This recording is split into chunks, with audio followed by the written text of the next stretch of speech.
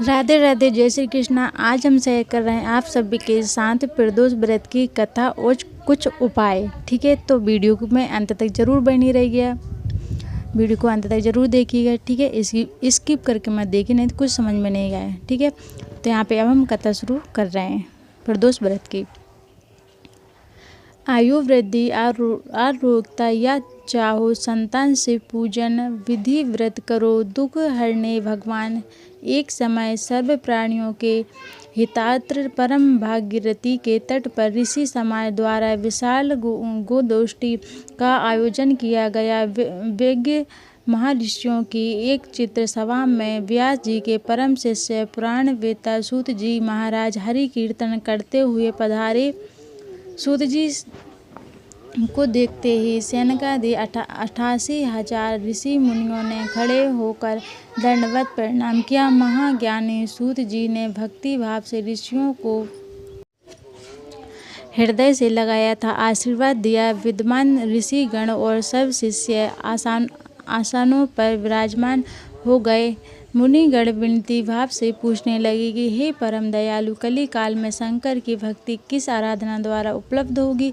हम लोगों को बताने की कृपा कीजिए, क्योंकि कलयुग के सर्व प्राणी पाप कर्म में रत रहकर वेद शास्त्रों से विमुख रहेंगे। दीन जन अनेकों संकटों से त्रस्त रहेंगे। हे मुनि श्रेष्ठ, कली काल में सत्कर्म की और किस की रुचि न होगी?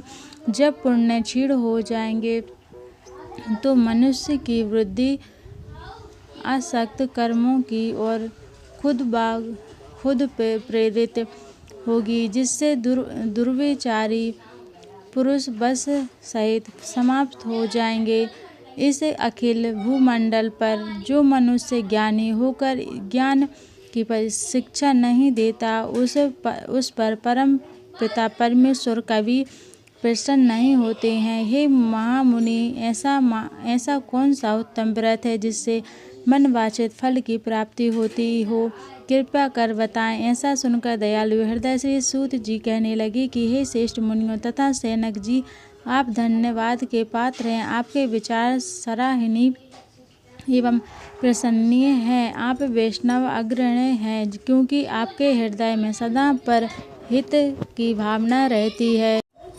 इसलिए हे सैनिकादिक ऋषियों, सुनो, मैं उस व्रत को तुमसे कहता हूँ जिसके करने से सब पाप नष्ट हो जाते हैं। धन वृद्धि कारक, दुख विनाशक, सुख प्राप्त करने वाला, संतान देने वाला, मनवांछित फल प्राप्त कराने वाला यह व्रत तुमको सुनाता हूँ, जो किसी समय भगवान शंकर ने सती जी को सुनाया था। और उसने उनसे प्राप्त यह परम श्रेष्ठ उपदेश में पूज्य पाल गुरु जी ने मुझे सुनाया था, जिसे आपको समय पाकर शुभ बेला में मैं सुनाता हूँ। बोलो उमापति शंकर भगवान की जय। सूत जी कहने लगे कि आयु वृद्धि स्वास्थ्य लाभ हेतु रवि त्रयोदशी का व्रत करें।